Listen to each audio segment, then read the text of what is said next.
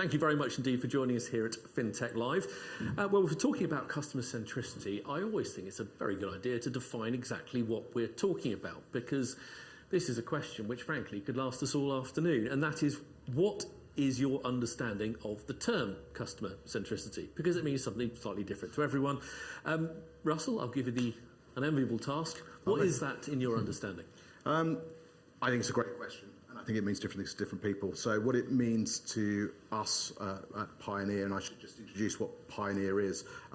We're part of the Admiral group, the insurer, and Pioneer is what we call a corporate venture studio. So we're a business that builds businesses and therefore serve lots of different customers, B2B, B2C, B2B2C. But at the heart of what we believe is you should design, build for and serve your customers, whoever they are. And to do that, you absolutely have to understand them. So it's not just about the products you create, it's about the service you offer, the experience you provide, and it has to all come from the customer. And I think I'm a relatively newbie in financial services. I think it's something financial services hasn't traditionally done well. It tends to be quite product-led. So it starts with the product and then works out who we're going to point this out. We take the absolute opposite position of that. We understand who our customer is, what matters to them, and we try and solve for them. So lengthy answer, but hopefully that's useful. Alex. Cool. Yeah, so just for context, for those of you who don't know Worldpay, so Worldpay is the #1 payments acquirer globally. So what we do is we allow companies to take payments, optimize their payments, and make payments to a variety of different players. So what that also means for us is that we have a lot of different definition of who is the customer. On one end, it's the what we call the merchants, but our clients, the people who are directly contracting with us. So for example, an insurer. So we need to make sure that our products and our service works for the needs of that company. So for example, if a company wants to reduce their expenses, how are we going to give a bespoke solution that is going to operationally work for them, both from a direct pricing perspective, but also making it easy to work with us.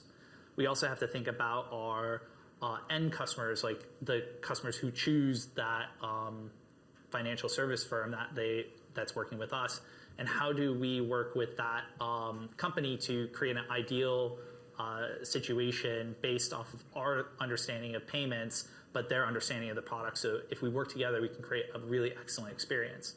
And then we also think about our partners, because in reality, if you're trying to do everything yourself, you're going to fail.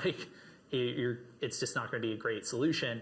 So if we think about how we create a good experience for our partners, either from reselling our products or creating new products, that's a critical element to actually create the right relationship that solves everything down the chain as well. Anton, same question. So obviously, as an infrastructure technology provider for the kind of wealth management industry, our customers are ultimately businesses. But one of the things I always say is that it's not. It's ultimately there is a user, a human being, who consumes the product or the service that you offer. So for me, it's very much kind of the customer centricity. The phrase is just understanding the ultimate user of your product or your service, having a good definition around that, and kind of revolving your business and your processes, your people around providing the best service or the product that you can. That's kind of my definition of customer centricity. Jill. Thanks so much. So just a quick recap of Nium. So we are a B2B technology fintech. We enable B2B cross-border payments. So I would agree with everything the panelists have said. I sit in a customer success role, so I'm directly customer facing. And for me and my team, I feel that we really are the connection point to the customer. And every day we try and learn from what customers need, their pain points, what are they trying to solve in terms of the problem statement? Is it about a new corridor? Is it about a new currency? Is it about a transactional limit? And to your point, Anton, it's not just thinking about the B2B customer, it's actually in our case the end beneficiary. If it's a payroll use case, that end beneficiary is getting paid for the goods or services, particularly services that they've provided. That payment needs to be accurate, it needs to be on time, and it needs to be everything that they expect it to be from us as a partner that's enabling that.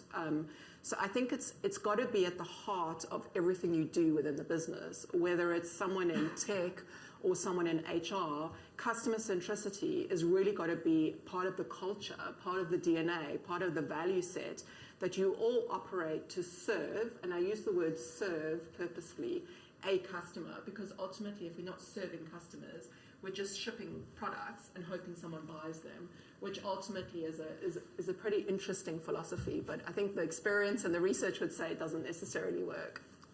Jill, you've led me on perfectly to where I want to go next. I'm not sure if you can see my notes. I can't. I've got glasses, but I guess there is a difficulty of, I'm sure in every boardroom, in every management meeting, in any fintech company, everyone says, we want to be customer-centric.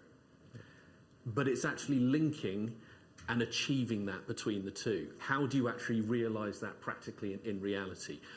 For anyone who's been to one of our events before, particularly if you were at FinTech 2022, I love examples. I love practical examples. What I'd love to dig into now with all of you is practical examples of turning that statement of intent, that very nice PowerPoint that everyone got to watch and had a lovely time taking in, and actually making sure there's a tangible benefit for the customer. Jill, I'll start with you to avoid you being last on the... what advice would you give of actually connecting that statement of intent with actual tangible action? So it's all about data, and we extract data from multiple sources and we calibrate that into dashboards. So we get data on customers from Net Promoter Scores, so they tell us how much they would recommend us to others or not.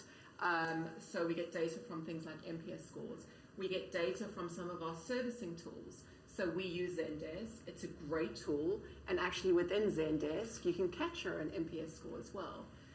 We also have quarterly product discovery sessions. We take a cross-section of our customers, probably in Nium's case, a minimum of 20 globally, and we calibrate our roadmap with them. And we make sure that we are prioritizing what customers want, and that has commercial value. Because there's always that kind of thing with product and shipping product where it's customization versus scale. Like, you may not be able to do everything because only one customer wants it. So I think it's all data driven. We use Salesforce, I will say. It's a tool of information. And my team is really tasked with making sure everything we know about a customer is stored in Salesforce. And then, as I said, we use Zendesk, we use NPS. So we have this plethora of data and tools that we pull together in a very kind of coordinated and measured way to be able to drive that customer centricity, because it can't be anecdotal. It's got to be kind of fact and data led. I'll open it up to the rest of you. How do you link those two? The desire to be customer centricity, to have customer centricity. I managed to get there in the end. It's going to happen a few times during this conversation, and actual delivery. I'll open that up to the rest of you. Well, I can add on to this. Is like, I completely agree with you. It's a lot of it is getting data from your clients, like any of the people who are interacting with your products or services. The other thing is really embedding it in the organization. So it's not just like one team that's seeing the NPS score. It's what are the pros and cons, and how do you make sure the engineering team understands it? How do you make sure that the sales team understands it, even the risk team? If you permeate understanding of what the customer challenges are and how we're working to solve them internally, then everyone knows what that end goal is, and they're going to work towards that end goal, and they're going to know why goal A is more important than goal C at the moment. And that element is, I would love to say, is easy. It's really herding cats, but having a good process on disseminating that information around the organization and checking in on people's understanding, critical. I'd probably agree with that. I think it can't just be PowerPoint, and this goes to intent. It has to be part of your core strategy, and that has to be authentic. And then it doesn't exist in one place. So it doesn't exist just in customer services. That's the front line, but it should exist in every function, because everything we do touches the customer in some way or has some impact on the customer. So it has to be authentically driven from the top. It has to be a strategic intent. And then I think you have to invest in it. as a capability, and that is data. It is understanding what matters to your customers and then measuring against those. So I totally agree with the data point, but I think you can't just expect your team just to get on with it and say, we're all going to be customer-centric now. And that's so be customer-centric. You've got to put structures and frameworks, incentives, performance targets around that sort of stuff so people can understand it. And we've invested quite a bit in a service design capability, which is it's a proven methodology in other industries, but it starts with understanding the customer, understanding what their needs are, and coming back. So we place it at the heart of everything we do. So therefore, when the engineering team gets the brief, it's deeply we understand what matters to the customer and therefore what doesn't matter to the customer, and we focus deeply on the stuff that matters, and we make the compromises to suit the customer's needs. So it's about strategic intent, making it real for everybody, and then investing in the capability to be that. Yeah, I'd echo that actually. I think the first thing is the senior sponsorship. You can't just say we want to be customer centric, but an organization should be given clear direction, and it comes from clear definition of who your customers and who the segments are, what their personas are, a deep understanding of their pains, because you're solving problems for customers. If you're a service company or a product company, you're solving a problem. A deep understanding of what you're doing and deep understanding of that customer's intents. And from there onwards, as you said, setting up the right processes, the right tools, and kind of applying the right methodologies to make sure that you're always vetting and auditing against, are these customers that goes back to NPS. So those are all tools where you get the feedback. You have a good feedback loop of saying that, yes, the intent that comes from the top is getting fed back saying, yes, we are, or no, we need to keep improving. So I think a good understanding of the customer persona is important. So as an enterprise company, again, going back to that point, we serve businesses. But again, I come from traditional financial services, having consumed enterprise technology, where the enterprise technology provider never thinks about the developer or the business analyst, because they are consumers. They are consumers of the API, they are consumers of the API documentation, and they've invested nothing on it, right? And they make money out of the fact that they've not invested by providing consultancy. So as CEO of WealthOS, one of the things that I'm really passionate about is, if you're shipping a feature, do not ship it if you don't have good API documentation. You're not done if you've not done that, right? So that's, I think, it's that understanding and investing the money again in those processes is so important. So yeah. Where I want to take that next, though, is if we've talked about that deep understanding and that cultural importance throughout a business, how critical is a bit of good old-fashioned honesty within a business to look at what you're doing and be self-critical and say, well, we've tried this and it hasn't worked, or it's not working, or we could do better. Everyone likes to give good news at meetings, particularly with the more touchy-feely areas of customer relations. But how vital is that honesty to be critical of yourself and your performance in this area? I'll open that up to all of you. Yeah, I think it's hugely important. I think that is central, because if you're not, all that's happening is you're just building on bad, right? I think we were having this conversation about honesty and being direct earlier when we were kind of backstage. It's hugely important to build that into your culture and into your processes and if you set up, let's say your employees are able to be honest with you, right? If you've got the right processes and you basically kind of inculcate that culture in your organization, saying, understand who you're serving. Your customer might be internal. You might be an engineer who is serving the HR department. But if you inculcate that culture and have a true feedback process and make that feedback process transparent and give the opportunity to fix and kind of improve on that, I think that will then permeate up and make your offering a lot more customer centric. I think it kind of goes to a constant state of, can we improve this? I mean, honesty comes from being able to say, actually, we can do better than that. And we absolutely encourage people to do that. Now, that means when we ship something, we're proud of it. But I can't honestly say we've ever shipped something and said, that's it, it's done. And we're never going to revisit that. Everything we do, we know we've done what we needed to do today, but let's go to the backlog. What else did we want to put in there? What else do we want to solve for? And if you have that sort of culture that it's never really done, you encourage people to say, well, I felt we should have put this in. It encourages this honesty that comes, and the customers tell you that, but your team tell you that if you've got the right culture as well. So I think never saying that's it, it's done, we're moving on now to something else, just saying everything's in a state of flux and things will have to change, and let's create the environment to allow that to happen. I think just naturally brings that honesty. I think it's 100%. I mean, I think FinTech by nature of it is iterative, right? It's hard to be iterative sometimes in FinTech because you're dealing with payments. Well, I certainly am in my business.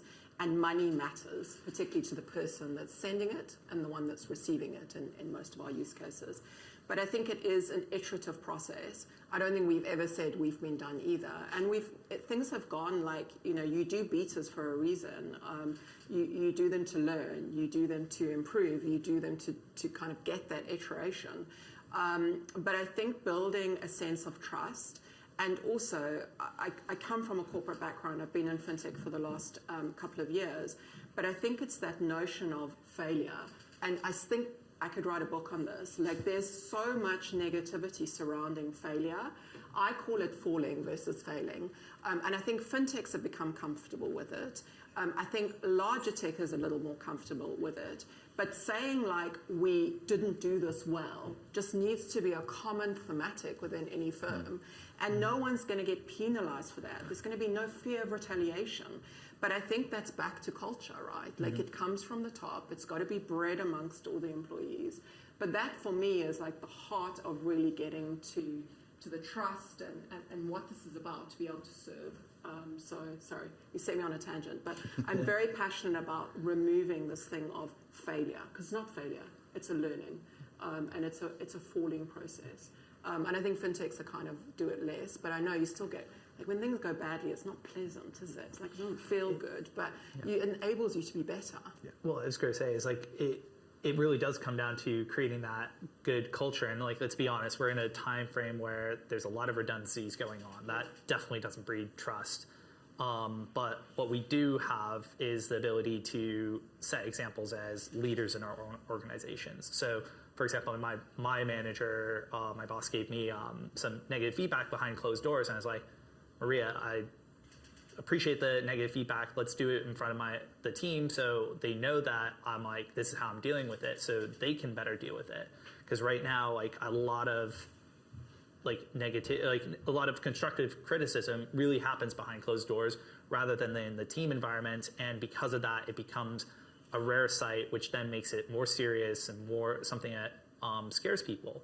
And let's also think about our environment tends to be people who are not long in their careers thus far, so they haven't had as many experiences as leadership have had with dealing with falling as well. So you just have to create that environment where they see it's completely okay. I was just going to sort of build on that. It's when you should know what you're looking to build, and I think often you get so obsessed with whatever you're building or shipping or deploying that you just collapse in a heap when it's gone. And then you get into almost a post-rationalization. So, well, it's out and it didn't perhaps perform as well as we did, but perhaps we were unrealistic. So I think you've got to go into these things saying, actually, this is what we're trying to achieve. This is how we'll know when we've achieved it. And there are metrics around the place. So then you share that with your team, and it becomes very transparent that we didn't do quite what we wanted to. So this idea of subjective failure becomes less. It becomes, actually, we said we were going to do this and we haven't. Let's understand why we didn't do that. That was a shared goal we had. So I think, worry about the thing in life. Don't worry about just getting it live. It doesn't stop. So, and know what you want to achieve before you start. Because something you mentioned a moment ago, Jill, it's not the book you're planning to write. For the record, I would read and I would like it signed. You were talking about the importance of customer feedback, data analysis. How do we go about you can get as much data as you like from customers about how wonderful or not wonderful something is.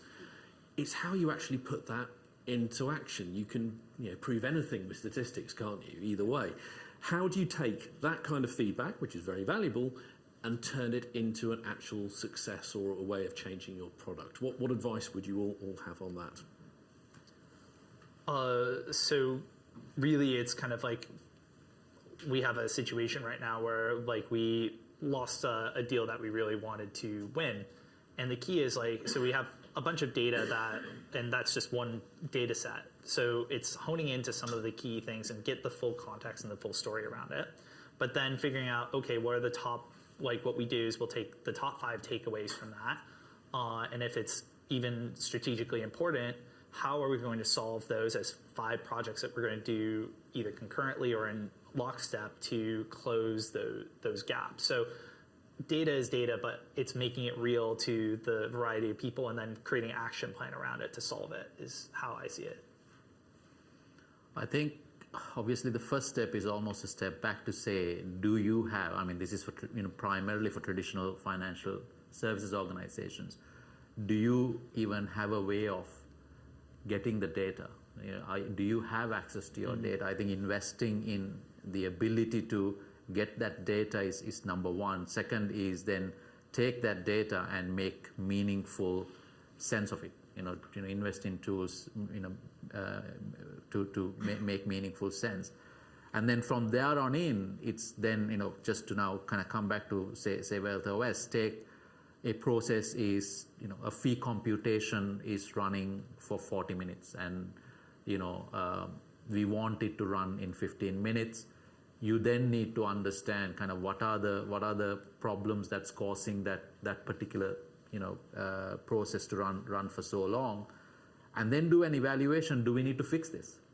Is one customer, I mean, to be honest with you, this is the brutal truth in that because you've got a finite amount of resources that you're going to spend on solving problems. I think you need to be realistic and say, just because data says that, this thing is not working and you could potentially spend £500,000 fixing it and it'll benefit 2 people, and subjectively, I might not sign off on that, right? So having a framework as to how you use that data and feed that into improving kind of the outcomes for your customers, I think that's the most important thing. I think there's data and there's data, and you're right. So I think you need to know what matters, and I'll try and give you a quick example. So we're currently working on a business that's supporting small, medium enterprise, specifically tradies, so plasterers, sparkies, the kind of guys who you desperately need to come around your house every now and then. And so we did some market research, classic, we'll go and do some market research. So we invited these guys in the room and we're saying, okay, tell us when you do a job, how do you manage your expenses for the job? And they all sit there and go, well, what we do is I've got a folder system, and then what I do is I take the receipts for that job and I pop it in there, and then when the job's finished, I'll collate all of those and I'll create my invoice, and there we go. And if you believe that, you'd sit there and go, oh, okay, well, that seems fairly simple. What we need to do is give all our customers a file, a file, and they'll sort themselves out. What we actually did then was we went, some of the team went and spent time with tradies, sat in their vans, going to houses. We, dressed down as painty overalls as we could get it. And these guys don't do anything like that. They go into the trade store. They buy materials for about 5 different jobs at once. They get it's all on one receipt. They get the receipt. They jam it down the front of their dashboard in their van.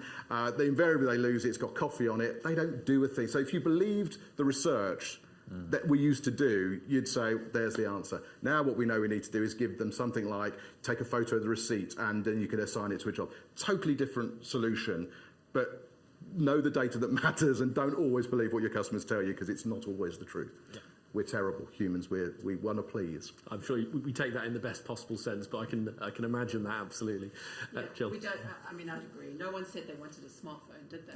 I was quite happy with my Nokia 6610 and filling out the area. I thought it was great. Made phone calls, could send a few texts, like happy days. I didn't say I wanted this thing with applications that I could take photos on, and no one said they wanted that. But yet, Apple, great consumer-centric brand, decided that through technology that they were going to transform. So I don't think consumers ever know really what they want. Like, someone wants to be paid ultimately, and they're going to have some, tricky kind of reconciliation of their WICs and all the different receipts that I've had, and I've had those tradespeople just bring you this pile, and you're like, ooh, it's like, I don't even want to touch that. But yeah, it's quite interesting. So I agree with everything the panel said. Data is data, but you've got to have a way to reconcile that and to prioritize it. Yeah. I mean, at Nium, we do these quarterly sessions. So, technologists and engineers have a long dream list of what they'd like to do with a product. Some of them obviously need to be whittled down. And it's that, I think Alex also said it, it's that customization versus scale. Like, we just some of the problems in our business, we're just going to leave them because there isn't enough demand to be able to fix that, or there's other issues that take priority. So I think that's the constant state of flux, is you have a very long product roadmap with a huge backlog, and you've got to kind of pick and choose very carefully and use whatever kind of data metrics to do that prioritization that works for your business. It's not easy. Sometimes you get it right and sometimes you don't. Sometimes you build something and it still only gets consumed by one person. I think we were rallying around the other day and saying, everyone told us we have to open up AED, which is the corridor for UAE, and now we have one customer doing like 5 transactions, but everyone wanted that corridor. Like, we put that on a product roadmap, and it took, some finite resource to kind of do that and go and connect with a partner bank and so forth. And now we've got like one customer. It happens, right? But like with the best one in the world, you've got to have some kind of way of prioritizing that. And sometimes it works and sometimes it doesn't. Now, I was going to say, Russell, you've set me off on a chain of thought here about examples. So thank you for that, because that was such a good example. I'd love to hear from all of you. Are any other great examples of great customer-centric initiatives that have been introduced? The ones that you talk about afterwards like that and go, my God, why weren't we doing that before? I'll come to all of you. What ones have you seen? I think this is a controversial one, but I'd say the government digital services, digitalization initiatives, kind of the DWP, the benefit system and things like that, which went horribly wrong. But if you just take the digitalization service, I think that is a success story for a government to have kind of, and I remember during COVID, our company was founded during COVID, and a lot of the things that you have to do on the company's house filings were all analog. But I think because there was decent investment that's gone into a very agile development process and a very kind of progressive-minded view from the government, I think that sponsorship enabled them to really move fast to submitting things like resolutions online and getting things done and kind of getting customer feedback as well. So I'd say, controversially, for a state sector, I think the government digital service is a good example of how kind of customer-centric behavior, and it's at scale as well. So, a lot of fintechs, a lot of organizations, they deal with, let's say, 1 million, 2 million customers. This is dealing with 60 million people. So I think we almost sometimes forget the achievement there. So I think that's one example from my point of view. And we've also broken new ground here. We've got people praising the government within sight of the Palace of Westminster. So well done. That's not normal out there. Don't worry, MI6 can hear us. So we're all good. No, it's internally for us. So Worldpay's larger than the average organization. I think we're 8,000 people, and we deal with trillions of processing globally. But our big challenge has been like getting leaders in the organization closer to the customers, because in the end, it's always about frontline people having that conversation. It's a game of telephone to figure out what you're actually going to end up investing in and who's more adept at telling that story versus not. So sometimes you need to like have people actually on the ground. So what we've done is twofold. One is that we have quarterly business reviews with our clients in general from a contract basis. But we have leaders, we have all different types of employees going into those meetings just to listen to the concerns. And from those perspectives, because everyone comes in with a certain perspective, like a risk person will have certain views on how something's communicated, operations, so on and so forth. They can bring that back and give a different perspective on how we need to do something for the customer, but also be able to evangelize what the customer was saying to their peers. Similarly, we have our customer councils, so we do that tied to our customer events called Rethinks, where we invite a lot of key customers, not only to talk with us, but to talk to each other about what are the things that are going wrong, because in the end, yes, it's a resonating chamber. It's scary for us as a business to hear like our prized customers talking about how something's terrible, but it just is something that it yields out instantly. What's the prioritization that's going to solve problems for all our customers, not just one, which solves for that scale versus commercialization problem that you mentioned. Can I give an example? very close to home. So, and it talks to this product mentality versus customer mentality, so hopefully it's quite useful. So as a business, we inherited a startup that had been created in Admiral Core. It's a business called Vago, and we inherited it 3 years ago. And it was started in the core, and basically the product, it was short-term car cover. So with Vago, you can go there and you can be insured on somebody's car for an hour, a day, whatever you need it to be. Great product. And if you spoke to the team at the time, 2 or 3 years ago, you'd say, what's your business? And they'd say, our business is OTC, DTC, and another acronym I couldn't remember. Those stood for owner temp cover, drive temp cover. And I went, that's not a business. That's a series of acronyms.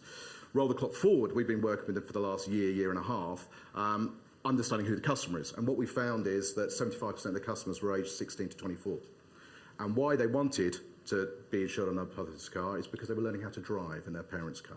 And then that bit of insight starts making you think, actually, that's pretty interesting, isn't it? Lots of businesses would give their eye teeth to be relevant to a 16 to 24-year-old. And my God, if you're looking around the room, do you remember what it was like when you were learning to drive? What a time to be alive it was. It was getting my freedom. I'm learning to drive. I'm probably thinking about the first holiday with my mates, and we're probably starting to that. I might be thinking about moving from home. So you just start speaking to the customer, you understand, actually, this is a really interesting and relevant product to a very interesting group of customers, and this could be fantastic. So you speak to our team in Vago now, and you say, what is your business? They don't talk DTC. They say, we're a life stage brand that serves 16 to 24-year-olds. And you start turning that onto people's heads, and they start thinking, what else could I do for a 16 to 24-year-old? The business is fundamentally different. It's doubled in size in the last year. It will double in size again this year. We are over-indexing on NPS. We have customer loyalty like you wouldn't believe. Fundamentally the same products, just the way we chose to engage with our customers and what defined what our business was has transformed that business. So hopefully that's a fabulous example. Yeah, Jill? So I'll give a use case example. So Nium has 2 really established use cases. One is financial institution payouts. Worldpay is one of our customers, amongst others. So we're very lucky to have large, prestigious logos. And we have a B2B travel use case. I won't dwell on those 2, but they're very established. We have really big logos, and we do a brilliant job. We wanted to shift into payroll. Obviously, with COVID and a lot of kind of environmental factors, a lot of firms now have very dispersed employee bases. We're not interested in looking at how Deal and other fintechs deal with how you employ those people within different jurisdictions. But Nium was really keen to understand how do we support various businesses to pay those people, because particularly those people are in a different location to maybe where their employer of record is sitting. We knew, because we'd done kind of the MVP, that our current payout capability had some missing features and benefits. But we had the opportunity, and some of this is just timely, right, to really bid on a large logo called Rippling. So you kind of know your MVP is not there, but you've got the opportunity right now to bid on a big piece of business. So we did the inverse of everything I've said you should do, and we bid on it. But we bid on it in a way that we said to Rippling, we're not quite there. Get under the hood, have a look at get into our sandbox, see where we're at. We do have missing capability. We know what it is, but come on the beta with us. Obviously, the commercial pricing model reflected that situation, and we did that. And we built at the same time as we were almost building a live prod with them. And that kind of is that customer advocacy. They were committed. They knew what they were getting into. We really wanted to serve that segment or that use case. But we knew if we didn't have a live customer, it's really hard to prioritize that internally. So we did that. It was terribly painful with very big Slack groups, but we got there. And I think, Rippling will tell you that story, and hopefully very favorably. We never missold anything. We told them exactly where we're at, but we had a very clear path of how we were going to get there. And we did it together. And they are our largest customer in the US today with a payroll use case, which we now can take to market in many other parts of the world. So I think that's kind of a live use case of maybe the inverse, but it's also all about kind of you want to get somewhere. How are you going to get there? Slightly provocative way of getting there, but versus building and they will come, building because they're here is the way that we approach that. Well, and to add on, so actually growing up in Massachusetts, there's a large tech firm called MathWorks. They create MATLAB, which is statistical software that a lot of industries use. But their strategy is they select an aspirational customer that they will spend a lot of resources figuring out how to serve them. So when my friends were working there, their aspiration was Bosch. Because if they got Bosch, they could get a lot of their suppliers, so on and so forth, in the ecosystem. It was a great win in that case. But all projects were figuring out how to create a better product that would appeal to Bosch. And it took 3 to 5 years to get there, but they managed. But what's great about it and building around a key brand is that it's relatable to everyone in the organization. It's not this fluffy target. So if I say CFD and FX trading, that literally causes so many glaze over in my company. But if I say eToro or IG, that's something someone can get behind. So. Yeah, I love the concept of fluffy targets as well. I think we all can all appreciate that. What I would like to do before I get on to some more examples is go to the room, actually, because we have, I knew we had a question. Yeah, so we'll go to a few questions. One at the front here, immediately. The mic is on its way.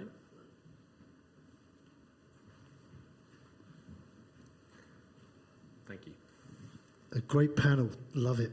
I'm a person that loves AI. The biggest problem I see with AI is that with the chat boxes, with the interfaces, with the hacking abilities, how are you coping with that particular threat in your respective organisations? I open that to the panel. Whoever wishes to play with that one first. I'll go first. So I think there are a few principles that we use. Obviously, as a tech firm, there is a lot of intellectual property that you create, code, designs, so on and so forth. What's happened lately with primarily LLMs and Gen AI is that it's made it easier for you to kind of short circuit certain things and get answers. But as an organization, what we do is we prevent proprietary information being fed into large language models, publicly available large language models, and we are exploring, private large language models that will remain proprietary for us, so that we can make sure that those things remain private. And also we discourage employees from kind of inputting any private information. So let's say you're asking Bard or ChatGPT, I'm sure other large language models exist. You want a press release refined, and in that press release is about who your investors are, how much you've invested, what your valuation is. You don't want to put that, because that gets fed into GPT-4 or the Google model. So kind of those are the practices that we are kind of using. We are fully on board with AI. We think AI is going to play a hero role in how the internal organizations as well as our customer proposition evolves over time. But you have to do it cautiously, understanding all of the risks that exist. And building on that, I mean, exactly the same. We have prohibited employees to be able to use most of those mainstream AI tools for exactly the same reason. We have proprietary code that we need to ensure remains proprietary. But in terms of payments, AI has been around for a number of years. I think obviously it's got more momentum because of some of the current situation. But if you think about payments, whether it's traditional card payments or the world that I'm in, where we're dealing with cross-border payments, AI plays a vital role when you think about behavioral learning, machine learning, and being able to identify various levels of fraud and risk within any business. So I would say that we will applaud AI and continue to applaud it. But in terms of our proprietary capabilities, those need to remain proprietary, and therefore we've put in a number of prevention rules and kind of mandates with employees. And I think it will get regulated, right? Like, I just think that there's a role now, and I support regulation. Others, I'm sure, has different views, but personally, I'm highly supportive of regulation. I think it creates a more transparent, innovative and competitive landscape. And it stops the bad cop, which is kind of where we're at, the bad players in the industry that don't always serve the overall ecosystem. Same. I think we're cautious. I think it's, on a personal level, I'm interested in it, but kind of I'm of a generation that imagines it's all going to be like Terminator and things like that. Yeah. So I'm Eat yourselves. I think it's just, but I think it could be a tremendous, it could be good or bad.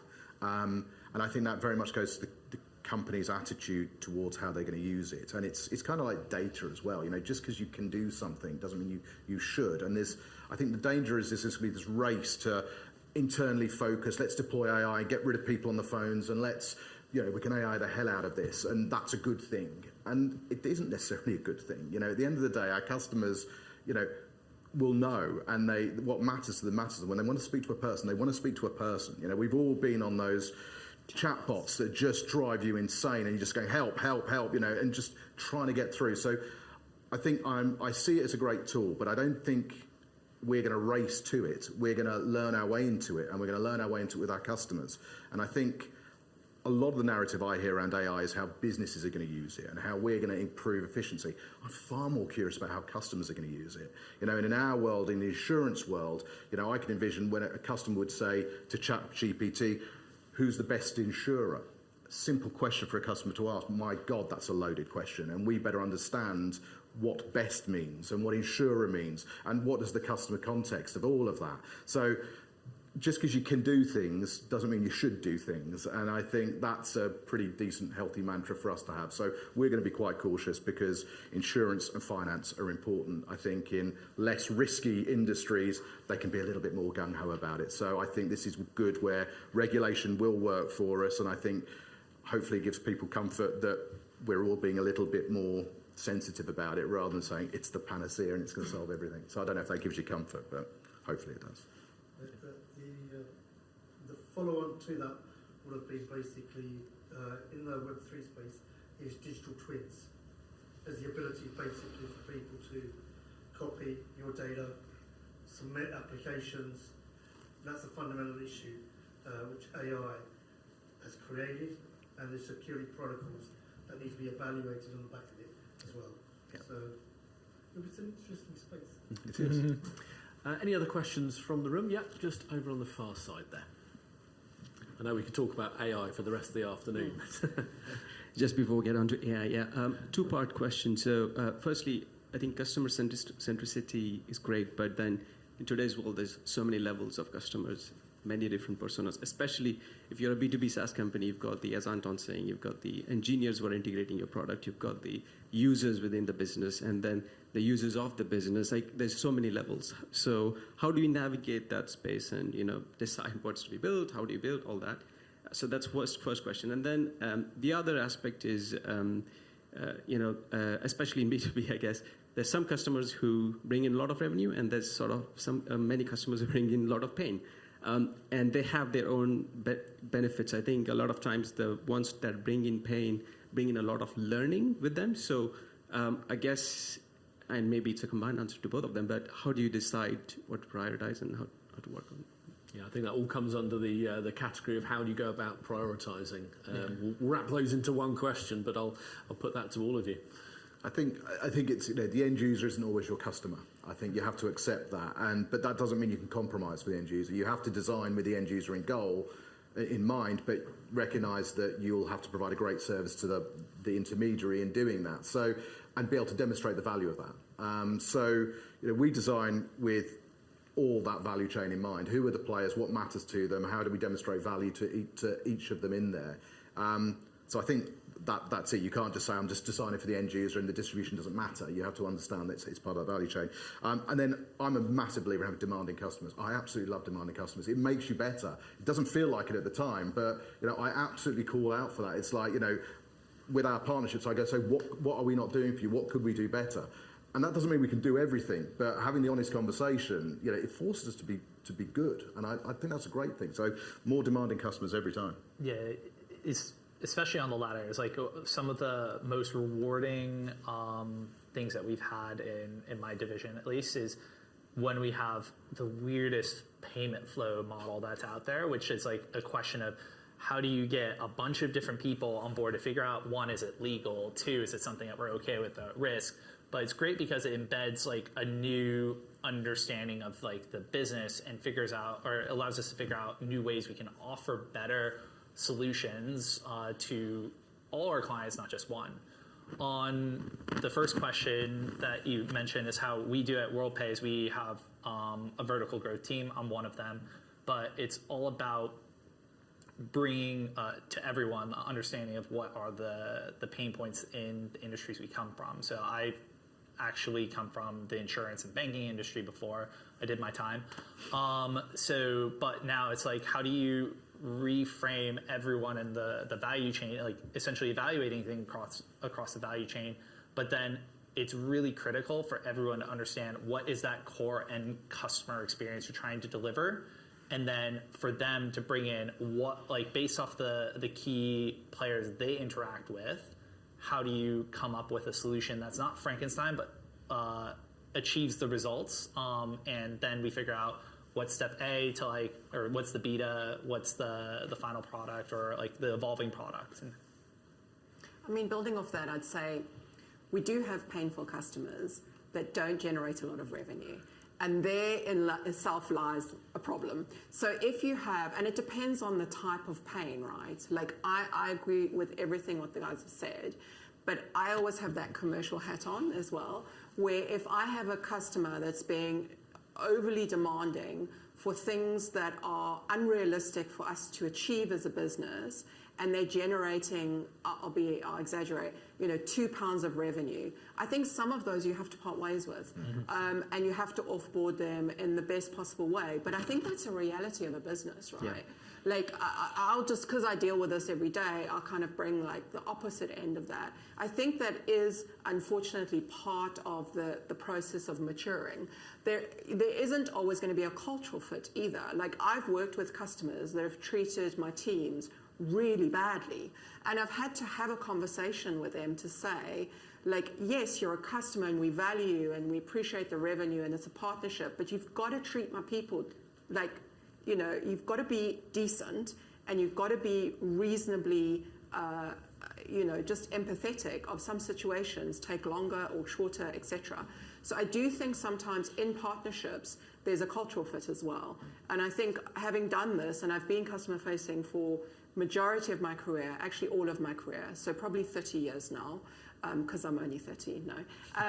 But there is going to be those times where you've kind of got to say, this is not working for us. I don't think you're the best partner for us, or we can't serve those needs because it's not within our SLA, or it doesn't make commercial sense to my organization, or that's not something that's a priority for us in terms of building and shipping to market. So there is a bit of give and take, and it's not always easy, trust me. Like I've had to kind of land a lot of really bad messages in the past that we're not going to do something that a customer is insistent, and a big one, that generates a lot of revenue that we must do because it doesn't make commercial sense for our organization, or it's not aligned to our values, or it's not part of a roadmap, or it's not part of our risk appetite. Like we don't do gambling. I was speaking to Alex about it. It's, we don't have risk appetite in gambling. We do not do gambling payouts, even in Europe where it's regulated, and we don't do for money service businesses either. Again, that are regulated in Europe. It's a hard message to tell a Worldpay, which is a great lighthouse customer, that I could generate loads more revenue. But that, unfortunately, is the value that we've set internally by our board and our investors. We don't have appetite. Yes, of course, I'm going to kind of work an internal business case, show them what they're missing out on. But that's back to a misalignment. We just don't do it. We don't do crypto either. We removed ourselves from crypto 6 months ago. So I think they're always, in terms of customer centricity, there's always going to be these real life examples where your organization information is not completely in track with what your customers want or the overall partnership. And sometimes customers treat partners badly. Worldpay treats us really well, and we adore them because they're so kind and so, collaborative. But that's not always the case. So I think you just got to kind of weave your way through some of that. I don't know if those real life examples help. Yeah. I'm glad that they treat you well, or else this could have got slightly I know. I was going to say, I've never forgiven her for not taking exactly. game. No, they're such lovely That would have been an people. interesting challenge for a host. Anton, I'll give you the final word on that prioritisation before we wrap up. Yeah, I think number one, customer persona. Understand your customers, very, very clearly. At WealthOS, we know, the problems that we solve. So we understand each stage of our kind of sales process, pre-sales, implementation, and operations. Who will be using your product? Engineers. What are their pain points? They need to be able to code well. They need to be able to code in different languages. They work different hours. They need support, having the right Slack channels so that they can get in touch. So understand it's service design. So make sure that you understand the customer, what their pain points are. Actually, not just the customer, the user. So the paying customer in enterprise software is not necessarily the user. Exactly. But at the end of the day, the user influences which paying customer, whether the customer is going to pay and continue to pay. Yeah. Because I remember I have cut contracts working at Fidelity because my engineers and my business analysts and my operations people just hated the product because no thought had gone into how you design the front end. To do the same process, you need to click there and click here and do 8 different things. So with no user in mind, but the buyer in mind. So I think definitely understand the customer persona. And then difficult customers, that's down to the business. I personally think difficult customers are not necessarily bad, but being difficult for the difficulty's sake, saying this is how we've done and we'd like to do better without them. If you're building a SaaS product, if you want to distribute heavily and you think your revenue potential is greater with working with a large number of customers rather than just going down a rabbit hole with one customer who's just being a complete asshole, I think cut them off is kind of my... For the record, that was an acceptable technical term. So we'll let that one slide. We are up to time. So Jill, Anton, Alex, Russell, thank you so much for your insight, your advice. I know I speak for everyone, we've really enjoyed that. Thank you ever so much for your time. Round of applause, please.